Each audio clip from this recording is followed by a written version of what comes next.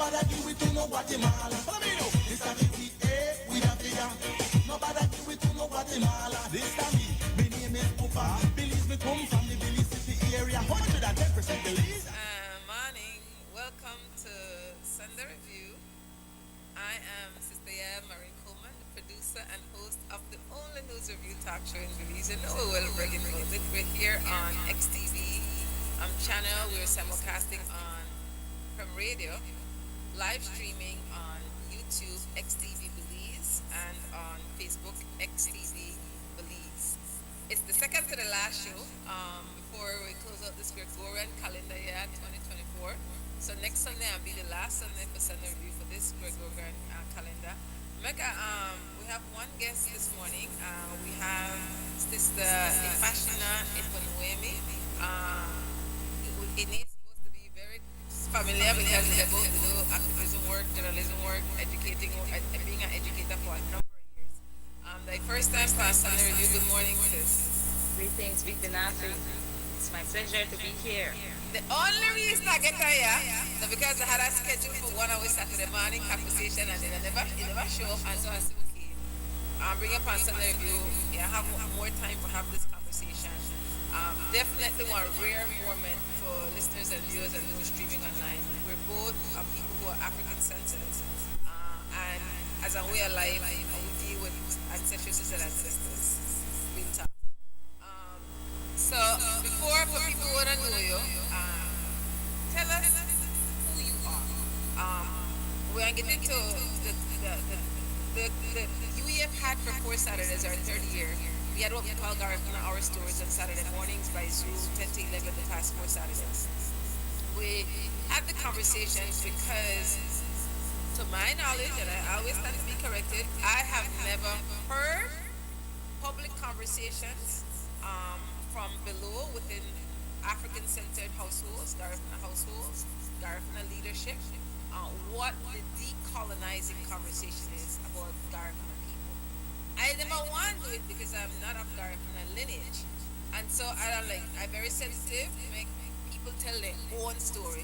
But I said, but hell yeah, I got a very colonizing way to look at it. Then African people and other African people, I have every damn right to tell the story. I could research and I could have a conversation too. So and then I would bring in Garifuna people as, the featured guests who then want to work reasoning within the community. So how come Ifasina that we yesterday. So tell me who you are. So people could know how you can never just born at this age with the life experiences you have now. I like backstories so people could say how people become the people that they are, understanding that people have one choice to grow and evolve. Yes, well, I am appreciative of the question because a lot of people see you and think they know you, but they don't. And they maybe have their context or draw their context from what others have said or the impressions that they have. But no one can tell a story like you. My story actually begins on 38th City Street, Baka Civic. That's where I actually grew up. Stop. You don't come from Baka Civic. You come from deep south. I'm telling you that in terms of my neighbor street, 38th City Street, it's a parking lot now. That's where I grew up. Yes, we have to tell you one story. All along, I positioned you the Barranco. Yes, because that's where my maternal ancestors are from, and I really love Barranco. My mother is from Barranco, and right there at 38th City Street, there was a fence that separated where I lived with my grandmother is from Barranco. So when we did laundry under the Hammond's tree, I would hear stories from her about growing up in Barranco and my great-grandfather and great-grandmother, Catarino Ariola and Benita Nunes Ariola, Grandma Lubia and Grandpa Cata, having trial farm in Barranco. And my great-grandfather, he was a carpenter and a farmer, and he was very successful, and my great-grandmother was also a farmer. And so I heard those stories growing up right there at 38th Street. My mom, whatever she put in the yard, and she had a fire heart, she used to bake bread and cakes in that yard. And so growing up in terms of Garifuna culture, I was exposed to that right there at 38th Street. And my grandmother was right there, my mother's mother, across the fence. And so I heard about Barranco. My first visit to Barranco was 1988. And my mom hadn't been to Barranco for like 23 years. And so we went for a Garifuna convention, a National Garifuna Council's annual convention. And we had to travel there by road. We couldn't get to Barranco by road. And it was raining heavily.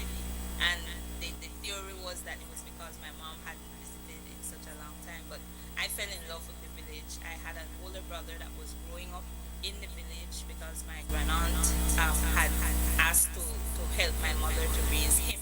So my brother that's just before me, Ken Roy, he grew up in Barranco. And I fell in love with Barranco from that first visit. I was 11 at the time, and I started to visit more often after that. And I decided that, especially going into adulthood, Barranco would be my home base because it is where my mother is from, and I have a closer connection to my mother. Dangriga, which is where I live, is my paternal roots. So my father's family is from Dangriga. So, people when they hear Ifuniemi and they see this person, they might say, oh, well, you're not from Barranco, you're not from Dangriga, but then I have my roots in both spaces because my paternal heritage is in Dangriga and my maternal heritage is in Barranco. So that's why I take both spaces, but especially Barranco, I feel a stronger pull towards Barranco. So Dangriga is the step in that direction. And I grew up in a household with there were 9 of my mom had 9 of us. She had a child before me too that passed away as a baby. So, but this was a single parent household and very challenging, of course. I went to St. Joseph Primary School in Belize City. There's a St. Joseph in Barranco as well. And then I got a scholarship. That's how I was able to afford to go to high school, as my mom wouldn't have been able to do that. And I went to St. Catherine Academy, and then by scholarship, all my education actually has been by scholarship. So I went to SJC, JC, then got into media, and decided to move here. I furthered my education at EJC, Stanford Ecumenical Junior College, and because by then I knew this work of advocacy was what I really wanted to be doing, I went to further my studies at the University of the West Indies, came back and said that I was only going to be teaching for 2 years at EJC, but I'm still here. This is year 17, and this academic year is year 17 of me teaching at the junior college. And I didn't stop doing my advocacy work. I only continued to do my advocacy work. So I've been doing advocacy as well as media, as well as education, all 3 of those things. And now I'm 47. So those things make up who I am. I also write. I love journaling. I write poetry. I enjoy karaoke and being in nature. So I am also a very environmentally conscious person, and that's how I navigate the world space. I don't throw garbage on the street, for example, unless it's biodegradable and the earth can use it. I like to say that I am a Garifuna woman who is very, very proud of her African heritage. I am quite knowledgeable of our history. I always like to start my conversations, even in terms of advocacy, from the historical standpoint, and I think it's important for us to be the ones that tell our own stories, as opposed to repeating what others have said of us. And I like to tell people, if you really want to know about me, or anybody for that matter, they're the ones to ask. Never just go by the impression that you get. A lot of people don't know a lot of things about me, but they haven't asked, and that's how come they don't know. But those who have been around since my childhood, they're familiar with Auntie Marin. That is the name that my parents gave to me when I was born. I corrected that name 24 years ago when I officially changed it to Ifasina Efuniemi, following the Yoruba tradition, which speaks to your name being a part of your purpose or speaking to your purpose. Ifashina means Ifa opens the way, and that is the correct Yoruba pronunciation of the name. So that's why you see the accents where they are, the dot under the S. Because in Yoruba tradition, your name, it speaks about why you are here. We are all born. Every single person is born with purpose. There's something that you come on earth to do. For me, being in advocacy, being in communication, media, education, this is my life purpose. And for me to live it, it's important that I follow the guidance of Ifa, that I follow spiritual guidance. So I am a very spiritual person and I do follow spiritual guidance. It's the reason I don't eat anything with eyes because that's what my ancestors have told me I shouldn't do. And there are many other taboos that I comply with because of what I was guided by in terms of spirituality. I try to make sure that whenever I'm going to make major decisions, it also is sanctioned by spirit because we don't live or we shouldn't. We don't live by accident. And there is a divine purpose. So it's important to know that whatever I'm doing, every step I'm making, it's in alignment with what I am here to do. And that's why I don't like people butchering my name either. And I can't stop talking about that enough because I didn't just pick a name out of a book. You understand? It is who I am. It defines me and my purpose, and I know exactly why I exist. So even when I'm discouraged sometimes, frustrated sometimes, it is my name that reminds me that I am here for a reason. So don't it doesn't matter what people have to say. They don't have to like me. They might be unappreciative of what I do and the sacrifices I make, but I am living the purpose I was born to serve. Right? So Ifa opens the way for me and I by extension open the way for others. It's just this is the gift that I have to give. Efun yeme, it means efun befits me. And for me to live my purpose and live it well and fully, I need to make sure that my head is calm. Efun is a white substance that the Yorubas use for the blessing of the Ori, the head. It is the head that carries the body. That's what the Yorubas believe.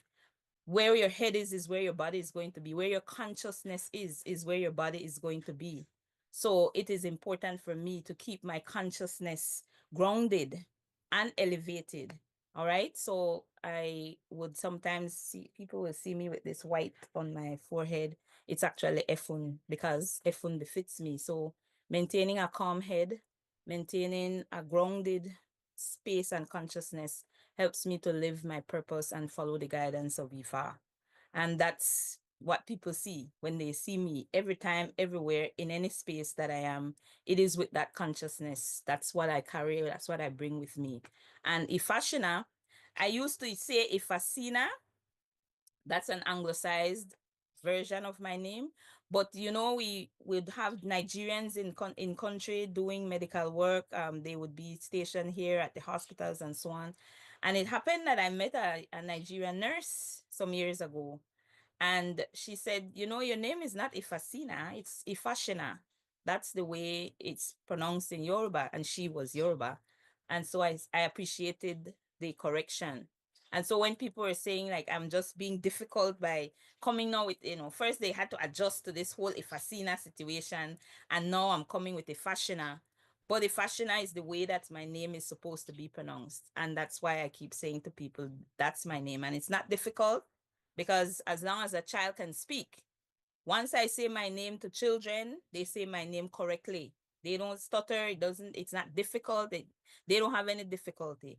But that's the thing with children. That's the vibe that children bring to any conversation. They're so authentic and sincere and respectful, right? They give to you what you give to them.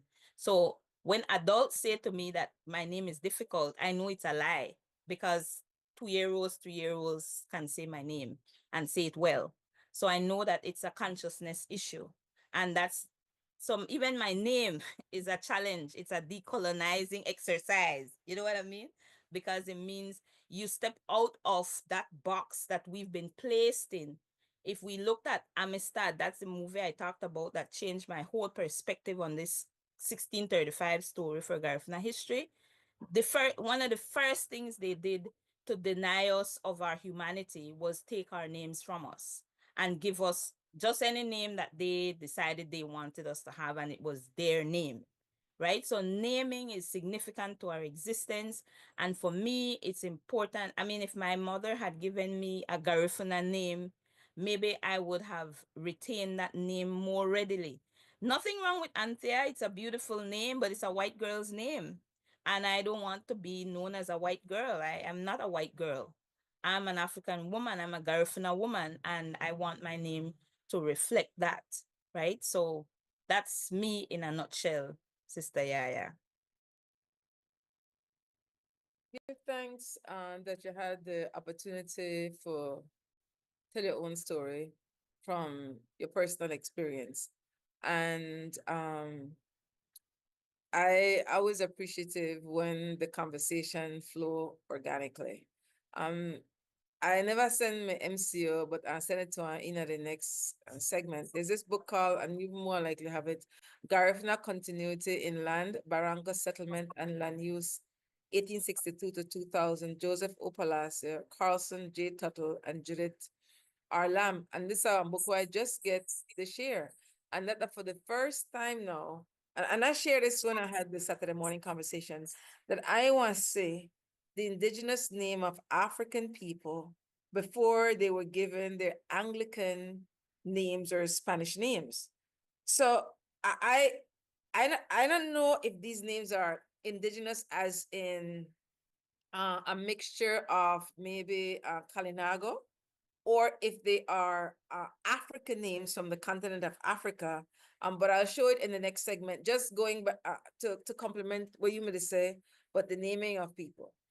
So before we got live, I said to Ifasina, one of the things where push me to have these Saturday morning conversations is that there are two identifiable group of African people in Belize. They identify as Creole and Garifuna.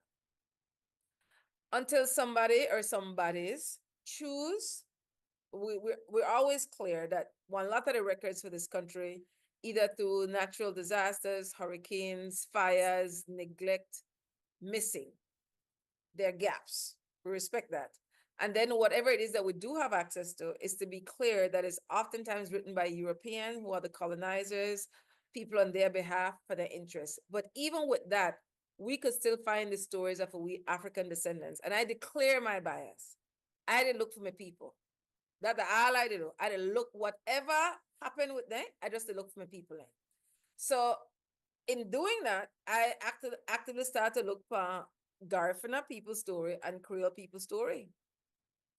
Now, when I did look for the Garifuna people's story, and this has been my experience, when it comes to Garifuna Creole people, I find more literature, more research about Garifuna people, by Garifuna people, by people who are not Garifuna people. That's the bulk of the information what I find. So once I find it, I look for say, well, who write it? Because people come up with them bias as human beings. And none of the stuff what I find that Garifuna people writing. So I'm like, okay, we know the story. A lot of Garifuna teachers, a lot of educators in Belize were Garifuna teachers. So when I start to find information were different from the colonial narrative, the first thing I say is, why don't they have this conversation publicly? They can't tell me they never know, because then do the research, they name upon it, then do it. Why every time? Because you know that when 19 corner, then the conversation will start. And that's why, I say the people on my show, we'll say part of people's show, because I don't want it on my show. I tired of saying, and this is my issue why I push back with overall cultures that believe at the top of Black people.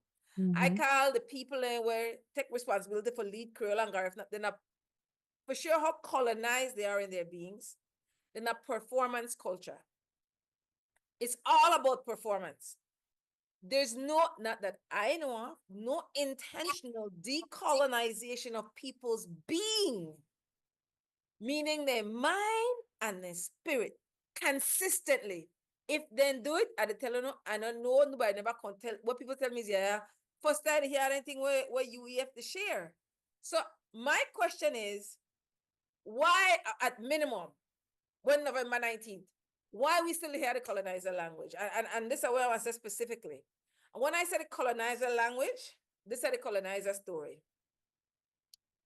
The shipwreck from African people, indigenous people, they fight one another. Garifuna mixed with Kalinago and African people, then get exiled from St. Vincent, then go on the Roatan, then go along the Caribbean coast. In 1802 and 1832, then come, and then you only hear Thomas Vincent near ring up like he the only one where start the organizing and the advocacy for the recognition of Garifuna culture. That pretty much the narrative every single year. Now, you know there's more to that story. But I just say, how is it? No, so now this is what people say they never know neither. So me never know till I found neither. National Garifuna Council is the only council, because you know they got a council, very European again, National Creole Council, National Garifuna Council, all in council, no problem. National Garifuna Council that the only group of people will sign one memorandum of understanding in the 90s with the then People's United Party PUP administration saying we will talk for Garifuna people. I know no other group of people will have that. And that's if that is standard, then I don't wish I have it. So I just say, okay, so NGC paper that they for talk for Garifuna people, whether the Garifuna people agree with it or not, that's what he said. So I just say, at minimum, and I know you actively in the NGC, so I don't want to just share it with before we got another 8 minutes before we go to break. What are your role with NGC?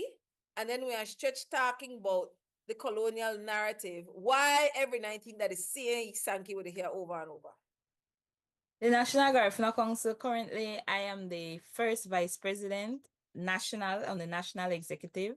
I was elected to that position at the convention last year in Hopkins, and I am currently the first vice president of the Dangriga branch of the National Garifuna Council, and I was elected to that position in earlier this year, earlier 2024, when we had elections locally.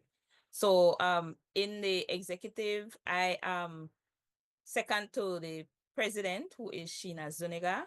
And the way the NGC is structured, it has a board that is inclusive of representatives from all the 12 branches of the council. And then apart from that, because each branch has to have a delegate elected to serve on the board, in addition, and then it's from that board that the executive is elected from in the convention that's held annually.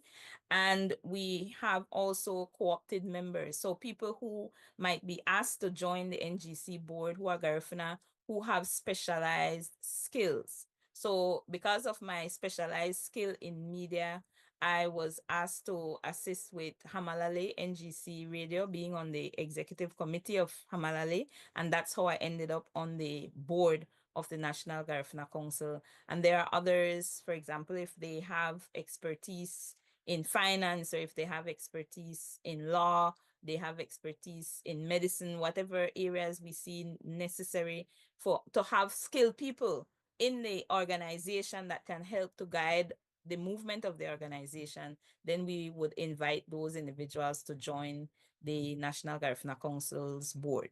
So that's the structure in a nutshell. And the members get to elect, because each branch has its own executive. So people in the branches get to elect their own executive. They have their own bank accounts, and they are able to raise funds to conduct activities throughout the year in their communities.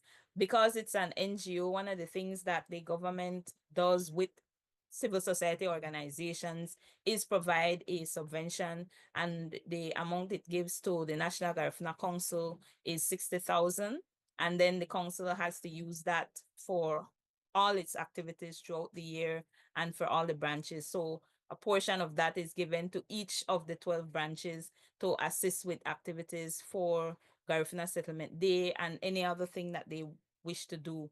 They are able to raise funds locally in their particular community, and they manage their resources for the activities that they wish to do. But the council itself would also write proposals and get projects that then can be dispersed for the entire, all the other branches. So if we're doing something that has to do with for example, climate change or protecting our coastlines or livelihoods, or when we had to do the mapping of our communities to see how much of the lands we used to have occupied traditionally have been depleted, then that is done throughout the various Garifuna communities.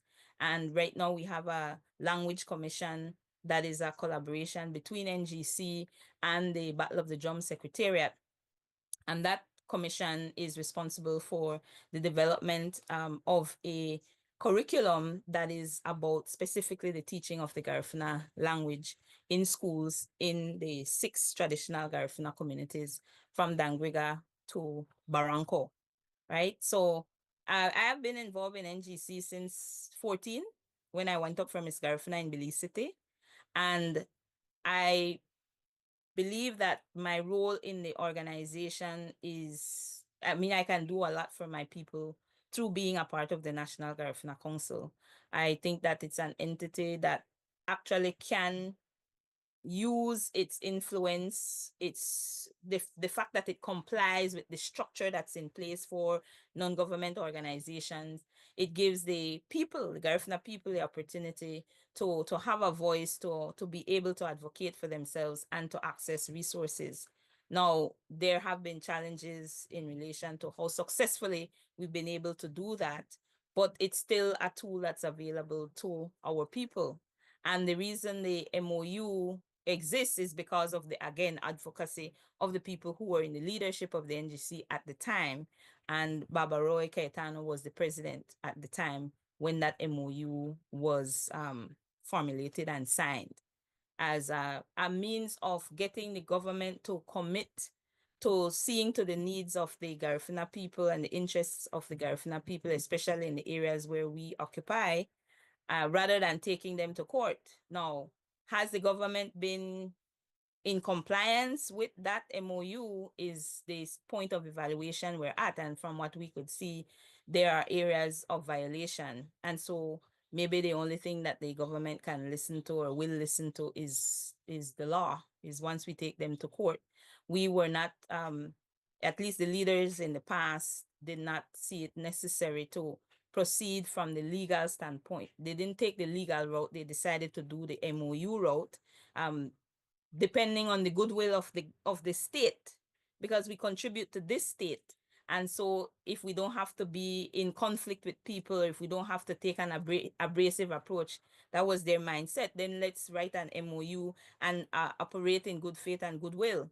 Well, like I said, if we evaluate now that MOU to see to what extent the government has been compliant with what they said they would do, it leaves much to be desired.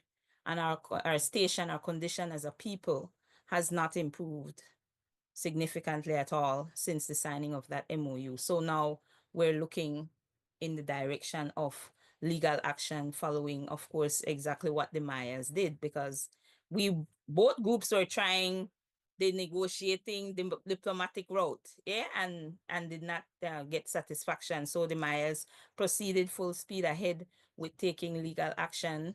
We decided to allow the government to prove themselves, and well, now that's a new, we have to take a different approach, clearly.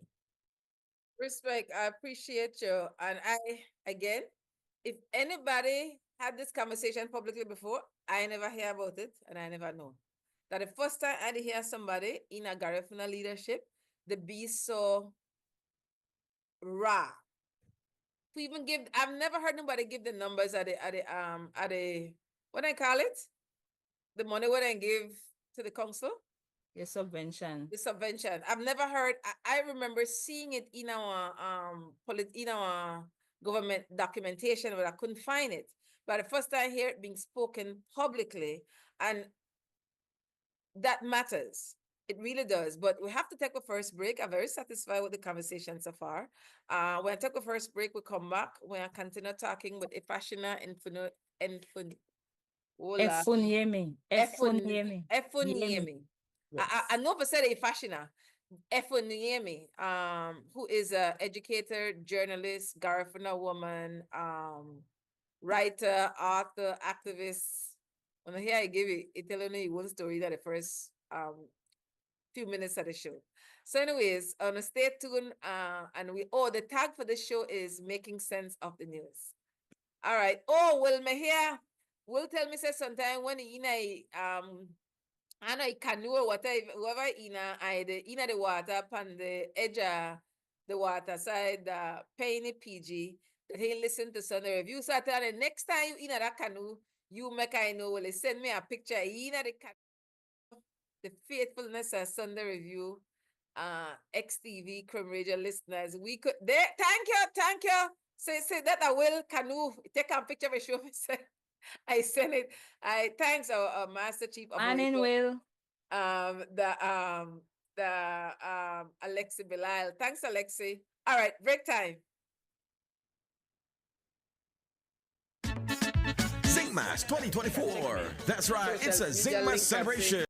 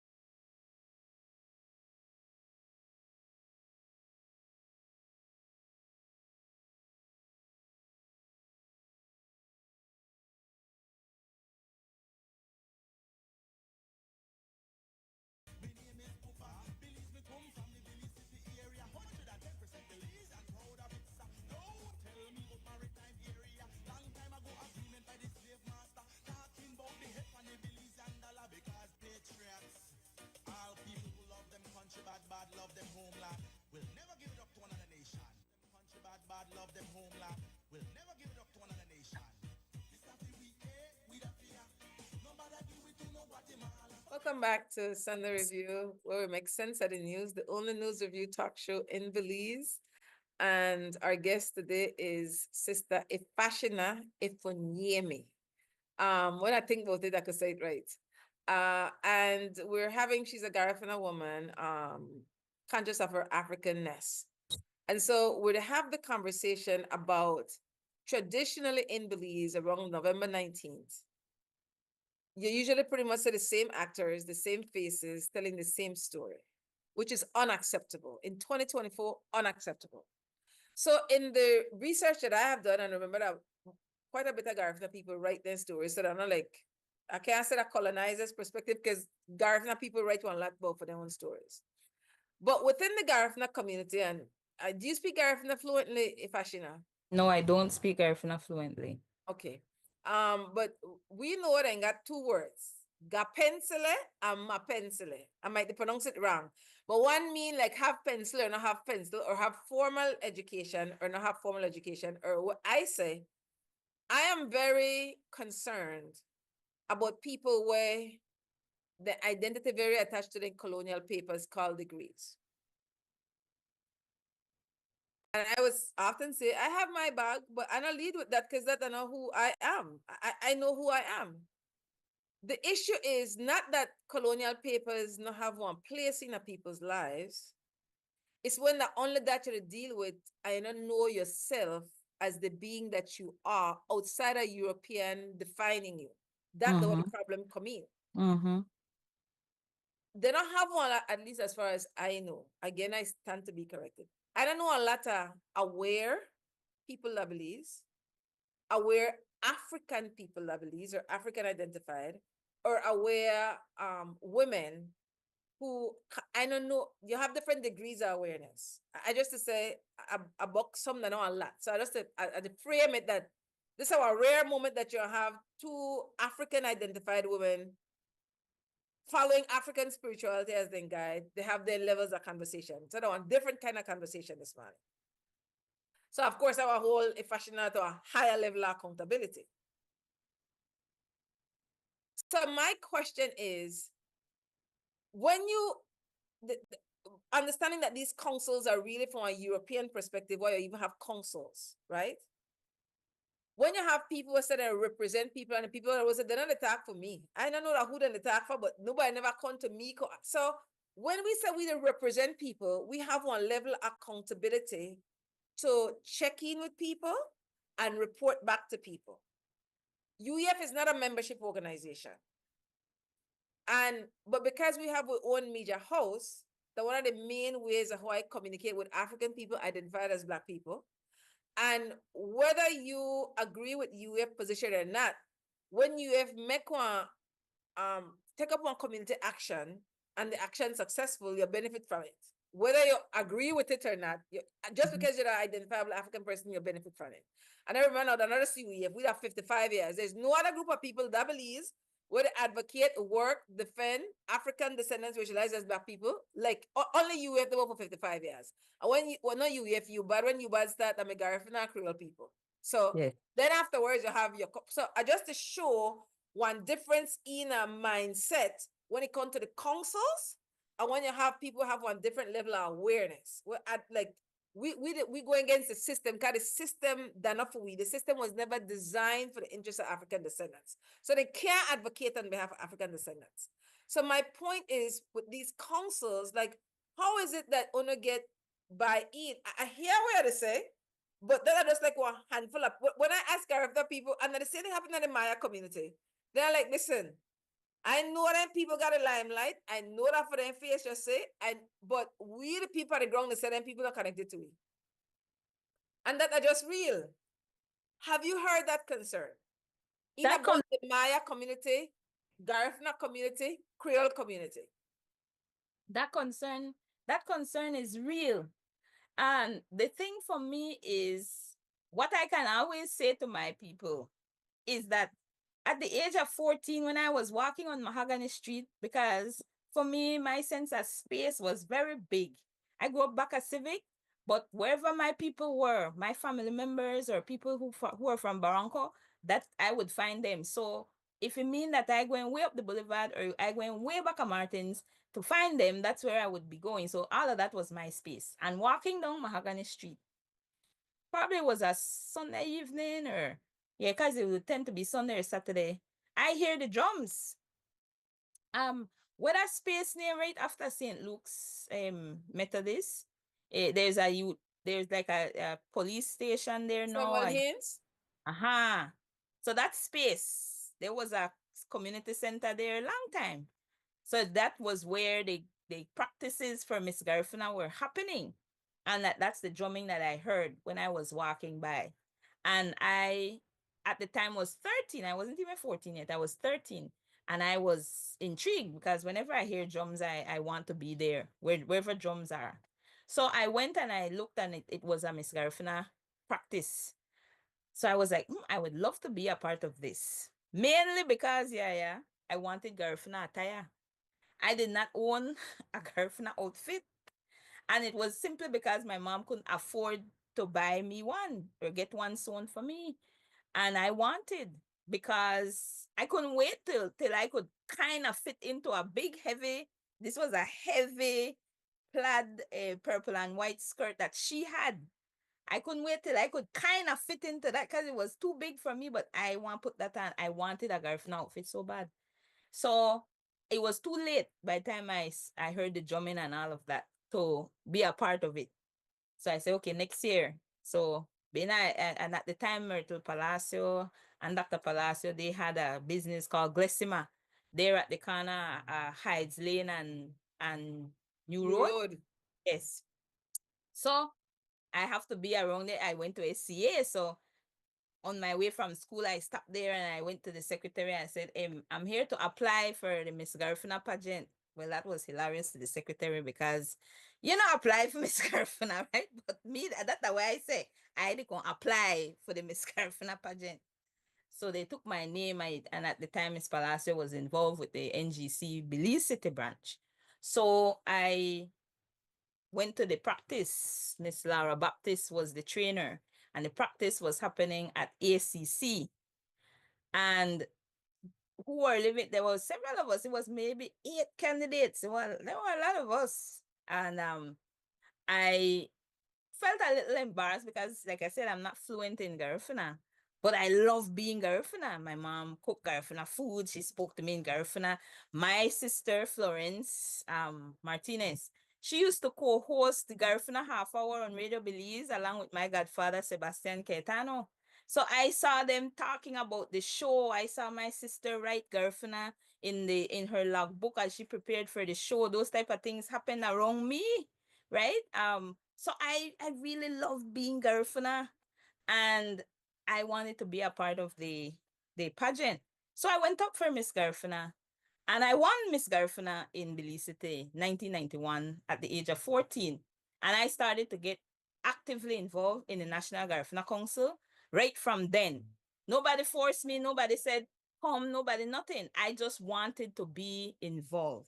And I tell that story because any Garifuna person who wants to be involved in Garifuna organizing can do that, is welcome to be a part of that.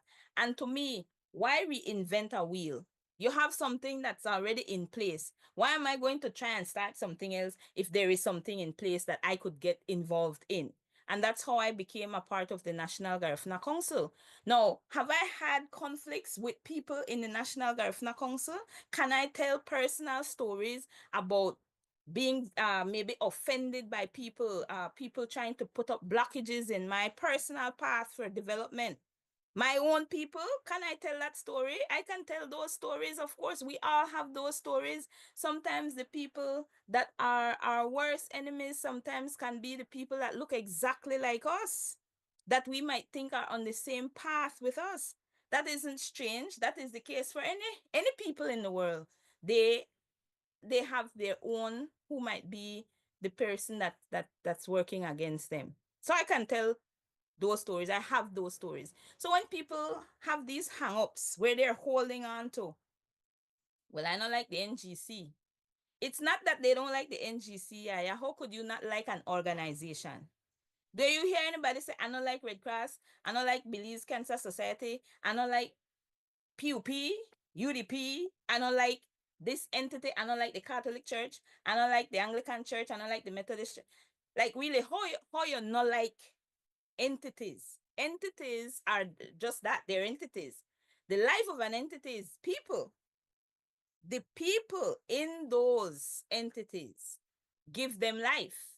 Now, I might have issues with individuals who in their capacity in those entities, or maybe they're not even operating in their capacity in those entities, but we associate them with the entities. So then when they offend us, we take it like it's the entity that's offending us when it's actually the individual that's offending us.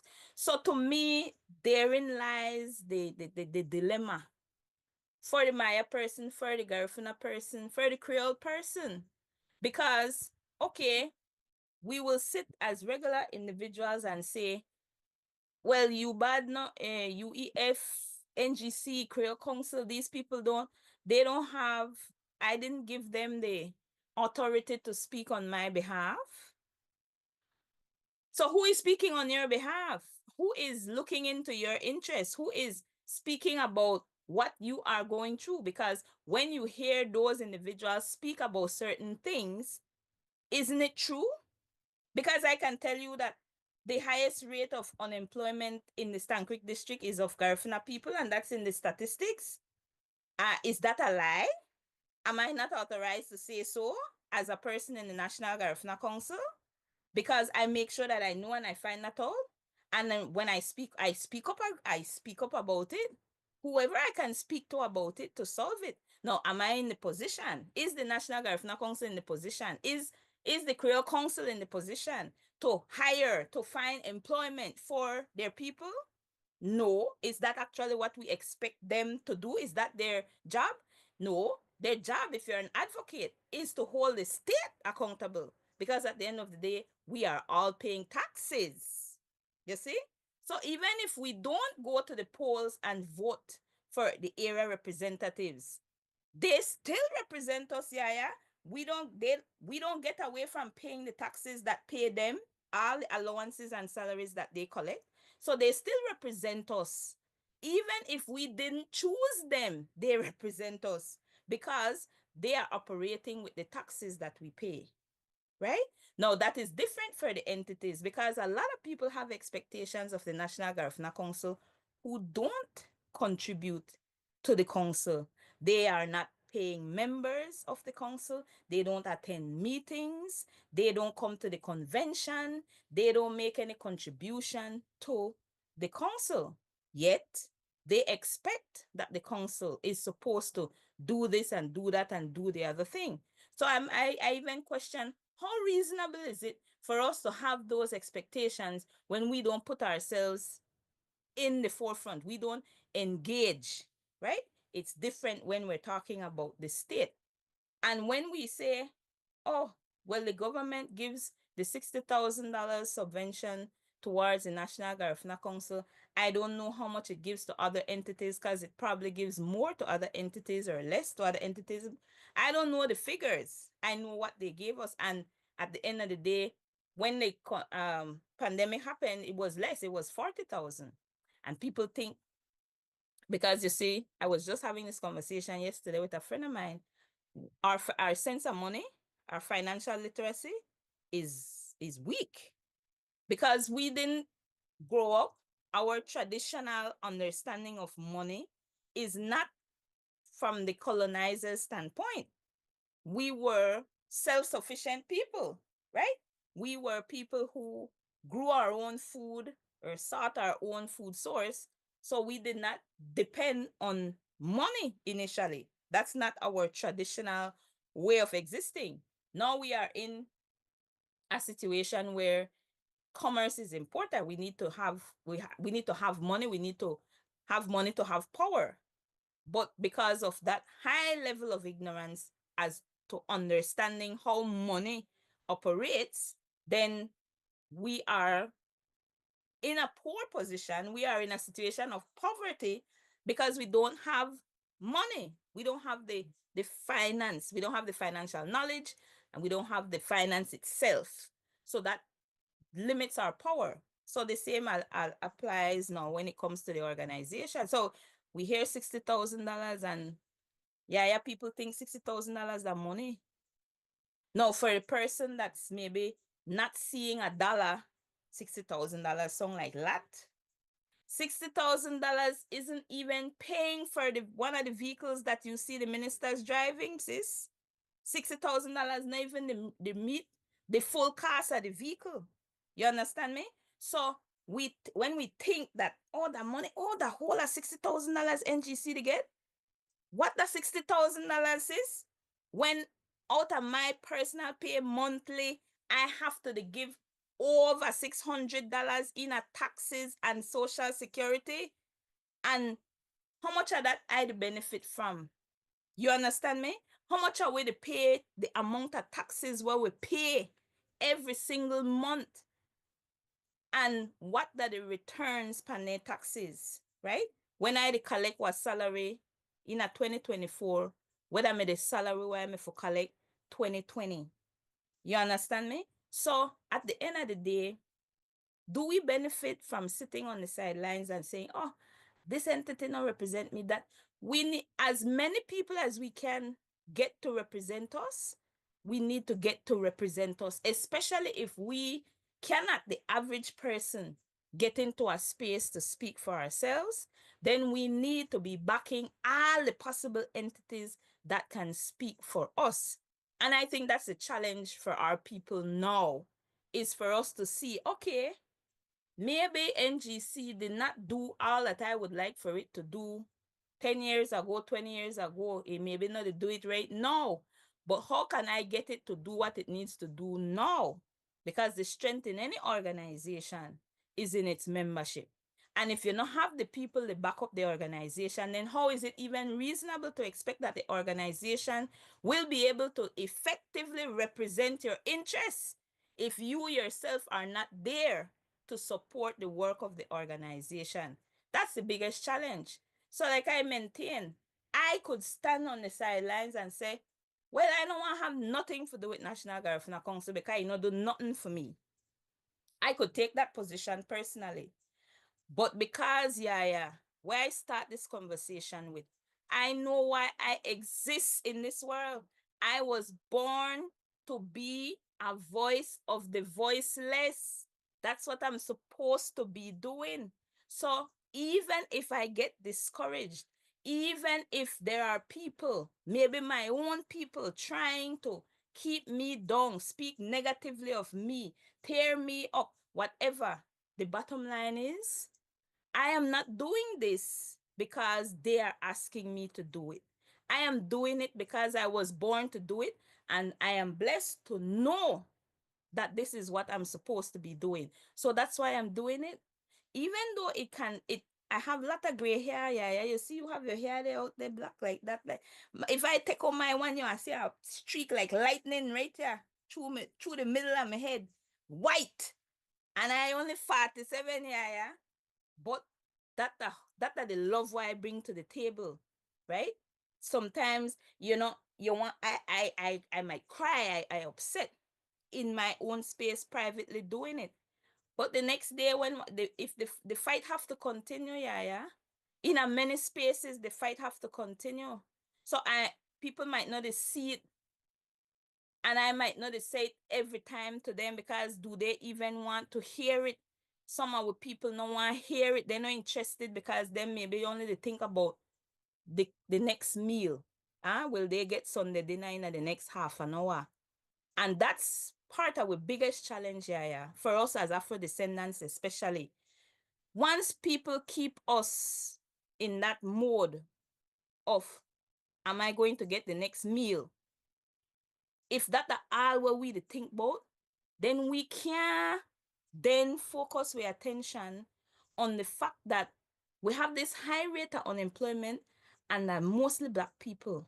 You have this high rate of incarceration, and mostly Black people.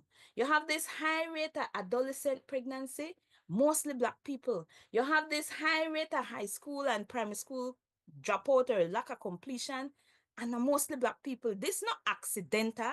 The amount of people were hooked on drugs, the amount of people in a gang violence, how they have access to gun. Black people they make gun abilities. We know they make gun abilities, but yet that we get the brunt of all of their problems. How is it that they happen? It's not accidental, but we don't have time for sit down and think about all of that. That all of we in a this same proverbial creek without a paddle. We don't have time for figure that part out because we only could think about, am I going to get a meal at midday? The Mennonites know the word about that. The Chinese know the word about that. And they're the minority groups too. But they not got that for worry about. You see? Because they got economic power. And they got economic power because the gates, the floodgates open for them for have access to land and resources in this country. But that never the case for black people in a Belize. That never the case for Garinago. That definitely never the case for Creoles. And the Mayas they never get it so easy neither. But then what they do so successfully, they got all the way to watch one another. Oh, this one you get the chicken neck, and that not fair because I deserve chicken. No, we not deserve chicken neck, yeah. We deserve the whole chicken. Why they not the whole chicken with the fight for all away? That we deserve the whole chicken, not the chicken foot nor the neck, the whole chicken. If you want the neck, you take the neck. If you want the foot, you take the foot, but you deserve the whole chicken. But we not got time to think about that picture there. Because when the colonizers successfully do it, that got away the fight for neck and foot, not for the whole chicken, because they know the make we see that all are with up this same proverbial creek without a paddle. And I think that the big picture where the people need to understand that they were there. And if we want to change that circumstance, we have to do it together. We can't do it the cuss out one another. The same mouthful. We have to go to break in a minute. And as you would know, one huge part of having healthy relationships are trust. And once people lose trust in one person, much less one leadership, that the hardest thing to gain trust back. And gaining trust back the period of time. Another because your words will have to match your action consistently. So overstanding that the history of African people never start with the enslavement of our people or the separation of our people. That's why knowledge of self, and you know this, is so important because when all else fail, you go inside, you go to your ancestors and ancestors, you go to the creator, who always the work on your behalf, whether we know it or not. And so that's why for me, the telling our own stories is so critical because that the way they like that from the word empowerment. We know it are human beings. One big part of weak colonization, the enslavement of people mentally, the organized religion. That is just what it is, right? So when we understand, when we understand our people, because we come from them people, and we look back on how we came into our awareness. We got through the same struggle, got in the same church, state school, come from the same parents, were given European. Very few we had anything where support our natural being from an African or indigenous perspective worldview, not alone European. So in overstanding this power people, I'm like, this is our power people there. Okay, so since this our parent there, we have to meet them parent there. That one process. Zinc fence they have 55 years. You have people 55 years ago who say, listen, I never know about my blackness till ex-con believes. So when you listen to the story of people that we come into, there is a process. There are, the benchmarks to say we make progress. And that's why it's so important for Black leadership that believes be honest and transparent and accountable to the people that we represent. If you get a bag of money, say, listen, we get this bag of money for this, and this, talk the thing, but we don't have that. So people have a right for not trust leadership overall, much less Black leadership, starting within our own households, where the people was opposed to the care, where they betray we. So I understand why there's a divide and conquer. There's a level of individual accountability, but systemically, like you say, it happened by chance. This is systemic betrayal. But the 11:32, we're not. Yeah. This is about Now, how I my think the question. conversation going on. When we come back, we are trying to speed rush through the last part, but this needed to be. That's why I like, but one can like I could have one mindset like this is where I want to talk about, but I make spirit happen and organic come and then that the message me for come out. That's why I got so then about checking the box that we talk about this and this and this. So we'll take away last break. Gonna stay tuned. We'll finish this conversation when we come back. It's an massive season with massive deals and rewards.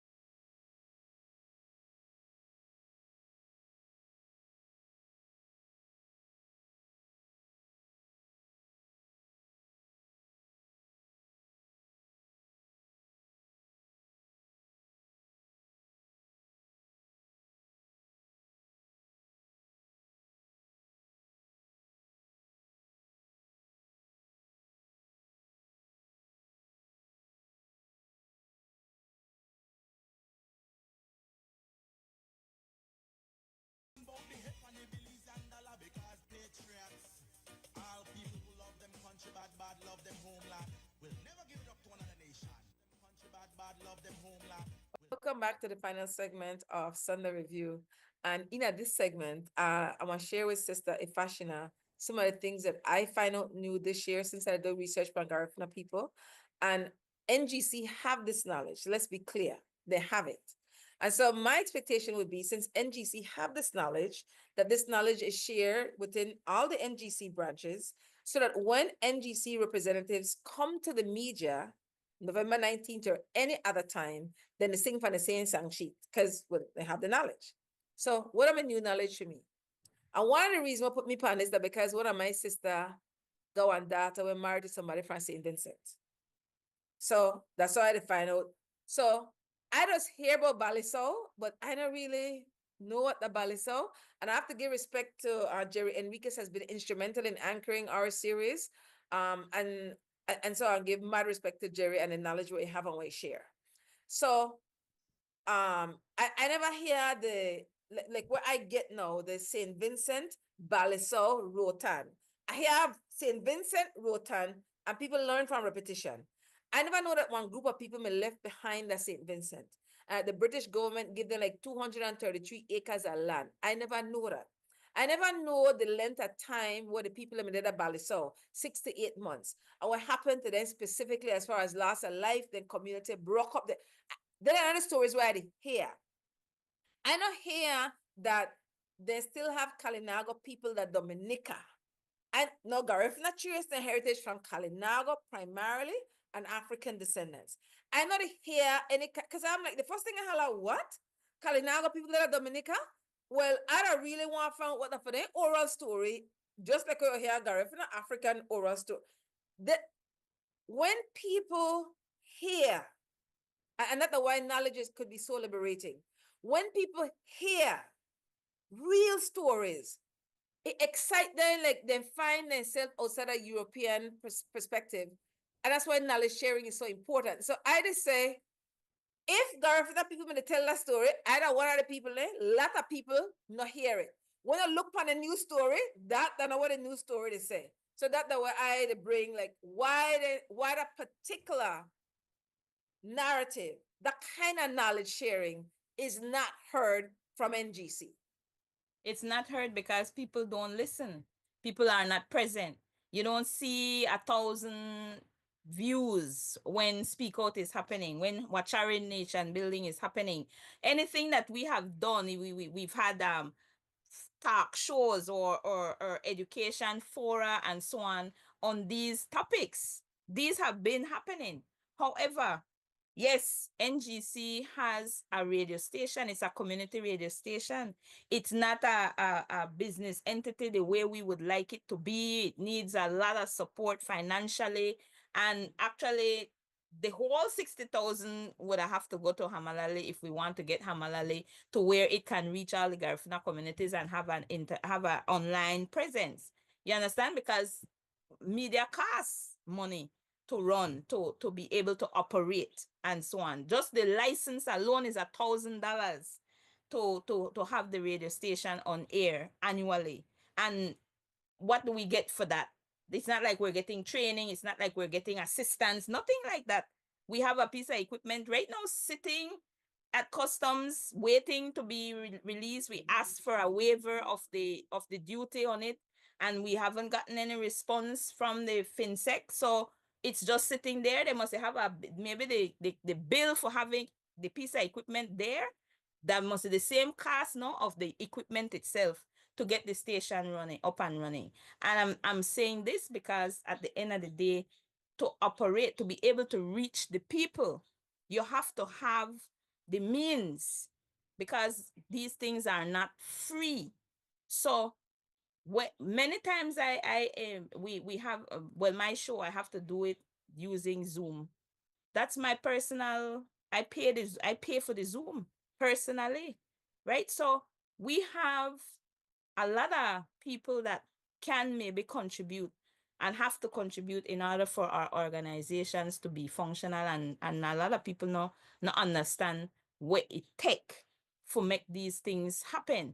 So when we invite people, we put the word out, tune in to this conversation, join this Zoom link, or be a part of this discussion.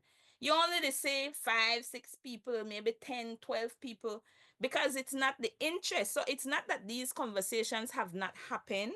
It's not that if you look at the live, if you check the NGC coverage of its convention last year in Hopkins, you would hear what Baba Roy shared in terms of our history, and he spoke at length about our history as a people, right? There have been many discussions sharing this information, but maybe those discussions have not happened frequently enough, right?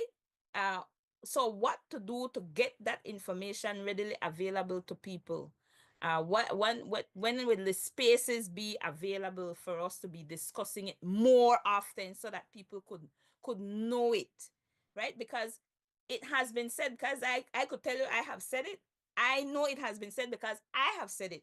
I know it has been said because I've been saying it for the past 16 years in Belizean history at St. Creek Ecumenical Junior College.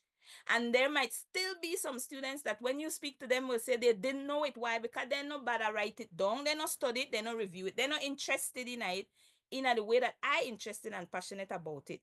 All right. So when you talk about accountability, you have to also look at the accountability of the people themselves. How much do we want to truly know about our own history? How much do we really want to know? What is our interest? What are we willing to give our time to? Because I would have hoped that 10,000 people that listen to this conversation right now, but then 10,000 people, whether Afro descendants like me and you, no might find this to be of interest to them. They don't even have the patience to sit down and listen to this, right? So they're not that they never get said, yeah. I could tell you it gets said because I say it, and I say it over and over. So me Okay, the know about point. Baliso, me know that Garifuna people that are you remain. Me know that efforts have been made to get Garifuna language introduced back in Europe. Me know that there's a Kalinago territory in Dominica. I visited myself at my own personal expense and gone and sit there and plan for go back again. See that cassava baking still happen there. See that they do it while lead different kind of way than we, but there are certain things that are still retained. Me know it basketry, the same basketry where we into the ruguma, all of that, where we the tetai where we use, they use too. Same way. So The it is point I there. was making, those sis, is every 19th of November, the one of the highlights for Garifuna people. And on different media houses, you have different people representing Garifuna interests. And consistently, for years, that is same singular narrative you hear. I just say, to me, that would be the perfect opportunity for share the bulk of this different, not because I want a lot, but over a period of time, you keep sharing information. Now, either somebody where that want love our African people and African stories.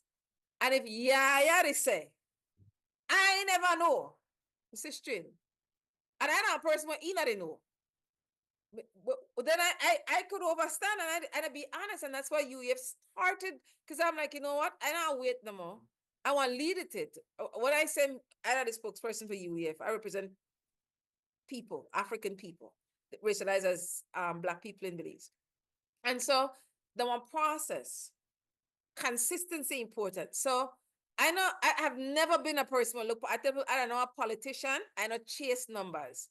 One okra full basket, and people might hear something, it don't mean nothing to them, but as they live and grow, it come back to them. And so and then I book people all the time, and not everybody agree with what I say or what I hear we share. People push back. So I know, and I mean, we believe at the basis, but I move throughout the country. So, and I'm usually startled, and I tell you, I never know who to listen to now. You never know the knowledge that people have, natural knowledge what I have, or I call it the business citizen scientists, organic intellectuals. I want them everyday people, I sit down and I just hush up because I'm like, hell, look where you could learn from everybody and because they know. So I give my people a level of grace and I trust the process. Well, we have to do that, be consistent with the knowledge, ensure that people could trust with. They have one reason for not trust black leadership, sister. They have every reason for not trust black leadership. Black leadership has not only that believes when you study Pan-Africanist movement have failed. All of we got some blame for take. All of we. And you know, usually have this level of conversation. So I said to people, listen, I don't make for work with everybody. I tell a plain. I don't make for work with everybody. So I would be identified as a Creole and you would be identified as a Garifuna. These are rare that you'll have one moment like this. By intentional. So that it could never be said that I never make the effort. But whatever I do publicly have everything to do with my personal growth. So the 1153, I really value the conversation. Ifasina and myself, they're working on another capacity as well. For set Belizean people that this, I am being as a representing UF being intentional for engage. And I know anybody in the NGC I want to reach out to, I want to work with neither straight like that. She had the only person from NGC in a formal capacity where I just reach out, leave it. I don't know a big link, that one link. And the sister reached back. So final thoughts is. Well, the conversation have to continue. That's the one of the things that this establishes. Because like I said, I know that things they get said, I know that information they get shared, but this level of consistency necessary and the broad reach need to be consistent as well, right? And maybe me saying it on my show, we don't have as big an audience as this one. Maybe that's the reason why, you know, they get heard, because then people know they click in or log in, and sometimes we know the silence we self long enough for to hear the voice what we need for the hear, because we're busy to listen to the noise out there where they try get with dollars and cents for make their money. You know, the capitalist voice is much louder, so people tend to end up they be bombarded by that. I am going to suggest, because I'm very solutions oriented, that we establish a consistent conversation that then changes this narrative. Then this conversation not have to wait until 2025. What we could make sure happen is that between January and November 2025, we get the story shared, and we do it consistently for January 2025. And I will make myself available to make that happen, so that the narrative change by November 2025, and enough of our people understand the history the way they should understand the history, and know the dates and know the realities, even for tying what happened then to where they happen now. Because at the end of the day, if we want to make progress, if we want to change with circumstances as Afro descendants, it means that we have to have a better understanding of who we are and what struggles we have overcome to be even in existence today, and what are some of the things where we still have to fight against, but our consciousness raising that the main thing we need to happen first and foremost. Right now, the capitalist benefits from our separation. The capitalist benefits from our mistrust of each other. And while you said strongly and passionately and quite accurately so that we have been misled or we have been betrayed by our own leaders, at the end of the day, why I not accept it so readily? I don't want to suffer the consequences of the failures of my predecessors. The reason I place myself in the leadership, that not because I want to be placed on the cross for suffer because of what somebody else do 10 years ago, 20 years ago, who in the same position where they in now. The reason I'm in the position now, I want first of all prove to the people that if you want to make a change, you could. The possibility exists for you to make that change. If you want to make a difference, you could. The possibility exists for you to make a difference. Now, how much courage you have for take your talking from talking to action, to actually put all the okra together, that we could put a plantation, get a plantation going. You understand? We can't continue for the talk from this side, that side, the other side, and constantly that against one another. These are not like I not feel one sense of reservation towards you, like, oh, sometimes YaYa behave like, I don't understand, because sometimes YaYa behave like we not like with an string, and it confusing to me. But at the end of the day, I know the bigger picture. So this is not about me and YaYa. This is about the next generation and me and YaYa. The next 2, 3 generations. If we want with people for the in our different situation, come the next 2, 3 generations, when we're born done whiting at the ground, then that means today we put we personal aside and we go towards the bigger picture. And that's what we people need to understand, that we can't continue to be against one another, because being against one another is not benefiting us. It's keeping us right in that proverbial creek and moving nowhere. We need to get together. That's what we need to do. And more of their conversations need to happen if we were changed with circumstances. Because we fight intense. We are very forgiving at the oppressor, and the oppressor continues to oppress us in the church, in the education system, in the stores, in the government, in the political parties. The oppressor continues to oppress us, and we need to all recognize that. If we want to change that, then we need to get together. We need to come together, and we can't just talk it. We have to do it. So the example is right here in front of you. And if we're serious about making that change, then the time to do it than now. So Sistrin, anytime you're ready for we continue this conversation, I will be here.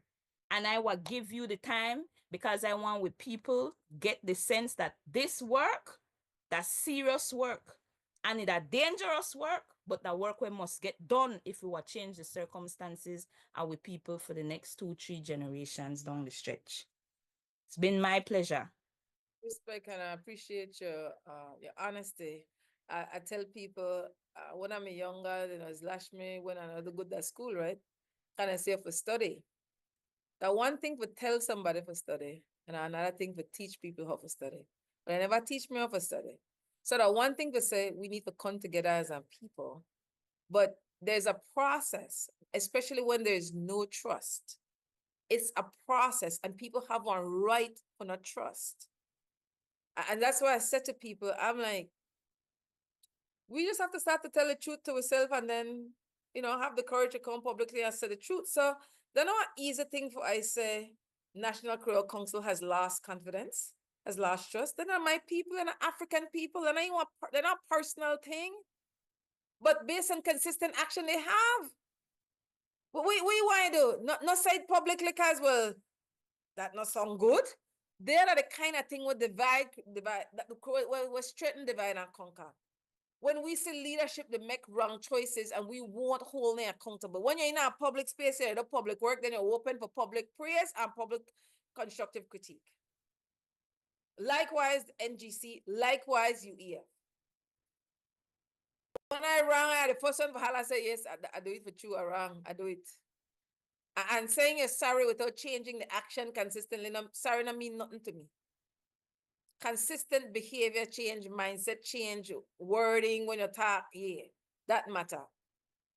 And the way people look pan, people observe you, how you move, how you be. They know what you say about the how people remember, how they, and one thing about Belgian people, when they do something wrong one time, like they not get no room for grow and change. Oh yeah, I get deported, and then you're in jail, but for the rest of your life. Yeah. They're up to me if I want to feed into that low vibration. I mean, I was incarcerated, that's true. But that not define who I am as a being. Mm-hmm. And so we need to be honest with ourselves as leaders. I said, now what kind of person me? For true. How I track my growth, how I show up in other places, how people engage me. And I'm not always up on my best behavior. I'm not. And I just said, just to be honest, I said I got bad behavior too. And people are to gather me and hold me accountable, because I know it for hold people and gather them and hold them accountable. But they are the kind of respect system we need to have the reasoning more. I have to thank so much for coming for be honest about the most honest conversation I have ever heard anybody from NGC have. Again, I don't engage NGC, but people out the road meet me and I hear nobody say, well, watch our NGC had real time. But I got time to go sit down and no convention and hear the academics. Look at what I say, I have to meet people pan in there. I want to thank the security guard Shane Flowers and thank Master Chief Operator Alexi Belial, the engineer in Creme Radio, Larry G. The show and repeat at why the heck I do believe that 5:30 today. I did this for so long and I still can't remember when the show and repeat 5:30. Well, at your convenience, you could go to YouTube, XTV Belize, Facebook, XTV Belize, and listen to any one of we conversations at any time. The theme song is done by Belizean artist Papa Curly, and we couldn't do this without Belizean support. I forget for us, ask Alexi for please show this. A mandala, they have one raffle, and that for the benefit of everyday people, you see? So this raffle, thanks Alexi. Why the thing no one? Okay.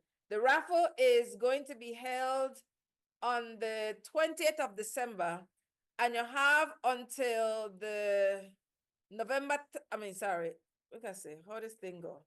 You have until December 16th. You get to a mandala newspaper, you cut out this what in the show on the screen. You could put in as many times as you want. You can't relate it to nobody who worked at Zinc Fence either. Anyway, you can't participate if you're related to Zinc Fence people. But you could enter as many tickets as you want at the raffle. The raffle will be on the 20th of December on Friday. And then the raffle one turkey, one ham, and one case of soft drink combo.